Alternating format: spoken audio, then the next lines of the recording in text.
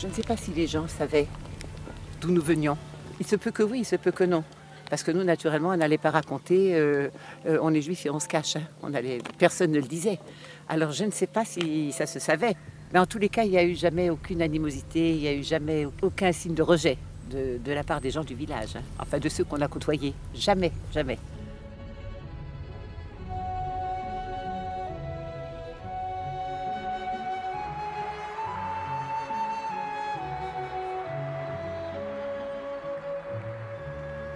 Oui, c'est des souvenirs d'enfance qui reviennent, et comme les arbres qui ont poussé. Hein. Nos parents, ma mère, mon père, ma tante, travaillaient à la Croix-Rouge suisse.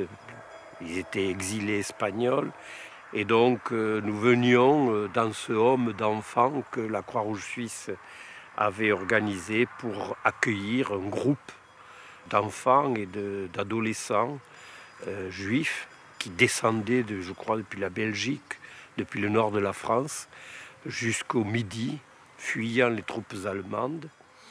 Ils avaient été repérés par le directeur de la Croix-Rouge suisse, Maurice Dubois, un homme d'une extraordinaire bonté. Il avait trouvé ce château et il avait obtenu donc l'autorisation de faire les quelques travaux nécessaires pour l'aménager et pour héberger ce groupe au château de la Île. Et nous venions, moi j'avais à cette époque-là 8 ans, mon frère en avait 10, ma soeur en avait 12, et nous venions donc passer les vacances de Pâques et un mois l'été.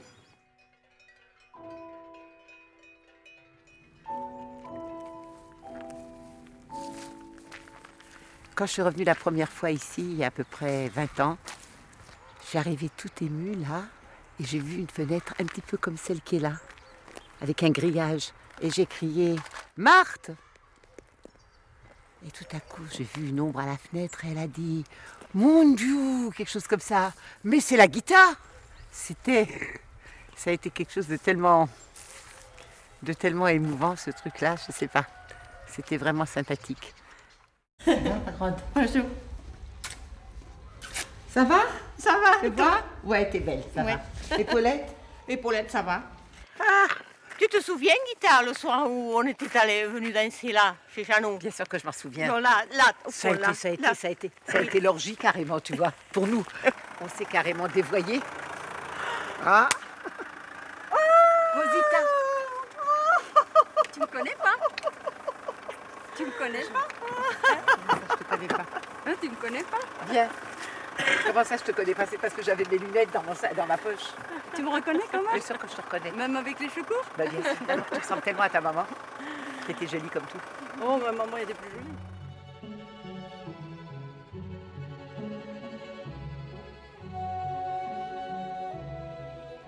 En septembre 2000, je me suis aperçue qu'il y avait rien dans les archives, il n'y avait rien de notre passage Ouais. à Montaigut. Alors Ouais. j'ai fait par la suite un petit album avec des agrandissements Ouais.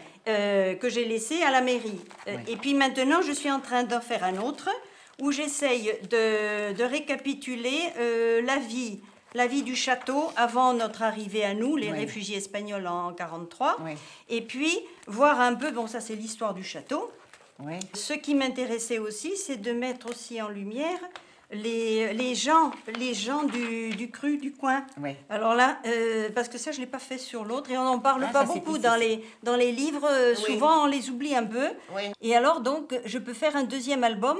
On voit les décors de notre vie à nous, Oui. telle qu'elle était. Telle qu'elle était telle à ce qu'elle moment-là. et avec...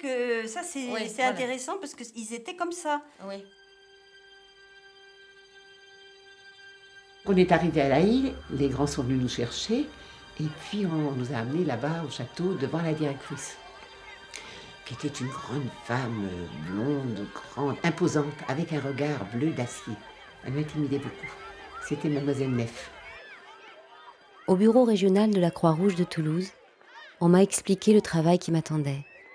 Et je me suis rendu compte alors de la gravité de la guerre et les faits que nous pressentions en Suisse devenaient réalité. Ce qu'on faisait les après-midi, c'était donc beaucoup de promenades et on participait parce que cette vie de collectivité, ce n'était pas simplement de profiter, d'être là, c'était une communauté où chacun faisait à sa mesure. Et on a des souvenirs de jeux, d'excursions, avec des jeunes qui étaient un groupe très homogène, extrêmement solidaire.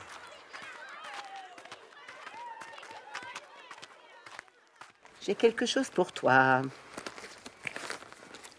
Attends. Un peu de patience. Ah.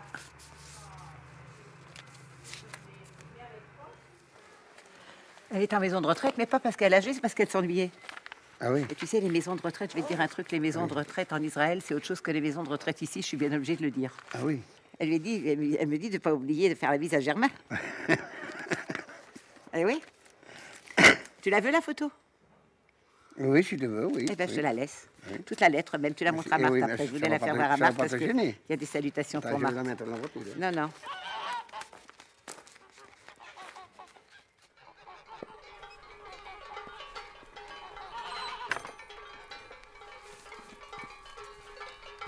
Comme j'étais tout le temps punie, je venais souvent là, à la veillée le soir. On épluchait les marrons parce que dans le temps, il n'y avait pas grand-chose à manger. Donc on épluchait les marrons, où je gardais les vaches avec Marthe. Je lui lisais des bouquins qu'on avait à la île.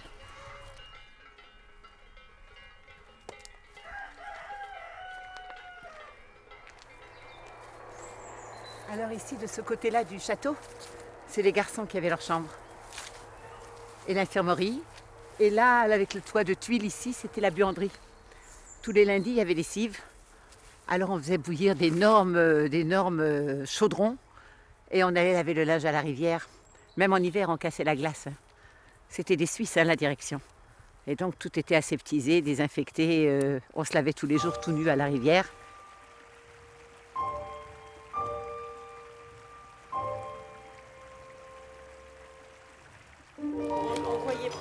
On voyait même pas la couleur des briques là.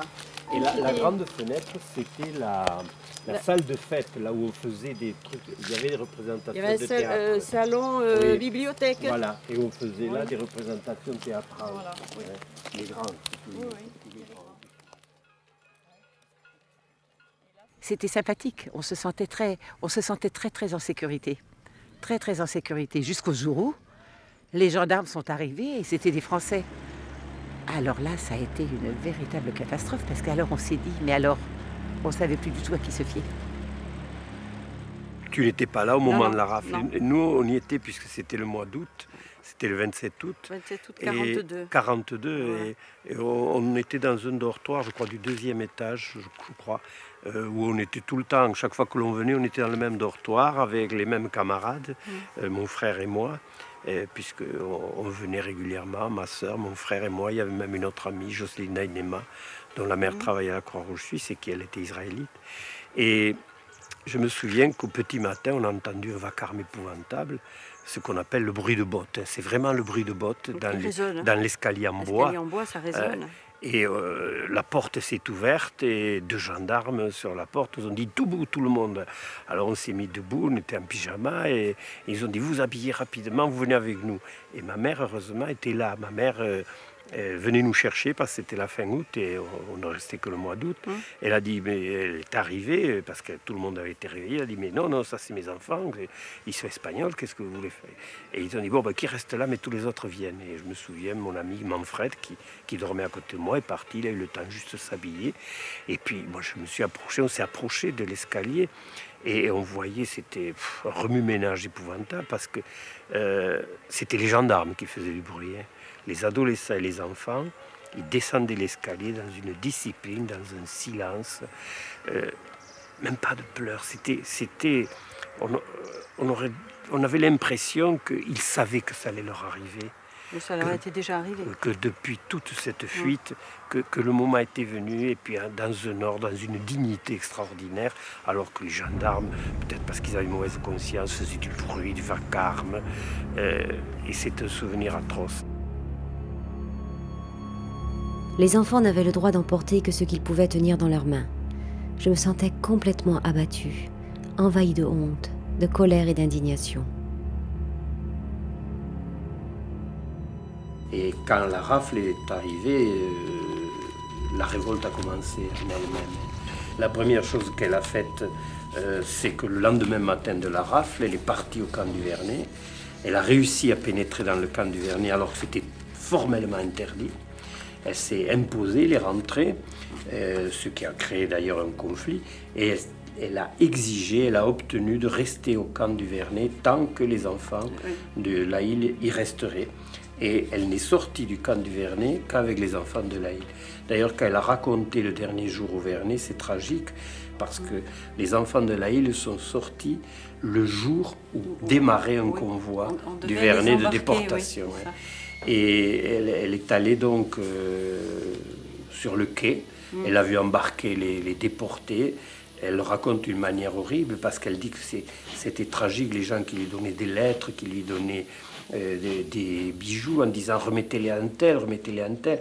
Il y a même, avant de rentrer dans le train, il y a même une mère qui lui a dit prenez mon enfant, dites qu'il fait partie des enfants de l'Aïle.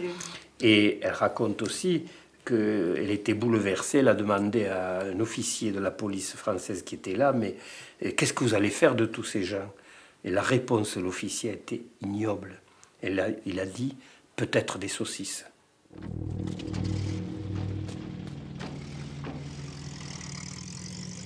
Quand il y a eu les rafles, Mademoiselle Neff a immédiatement appelé Toulouse.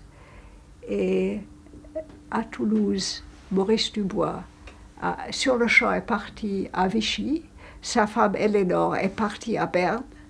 Monsieur Dubois a réussi l'impossible. Il a forcé la porte du responsable de la Croix-Rouge et a menti merveilleusement en faisant du chantage. Et a dit, si vous ne nous rendez pas nos enfants, les enfants français ne recevront plus de lait et de tout ce qu'ils reçoivent de la Suisse et on ne les prendra plus pour passer quelques semaines ou mois de convalescence ou de vacances en Suisse. C'était un marché qu'il lui a proposé et le monsieur a dit dans ce cas-là. Et il a donné l'ordre, juste à temps, que les enfants du château de l'Aïle soient épargnés. Donc ils ont pu rentrer à l'Aïle. Grâce aux efforts de M. Dubois, tous ceux de la Hille furent libérés au bout de 5 jours. Même quelques personnes inconnues n'ont pas dû partir. Je leur étais très reconnaissante. Vous arrivez à la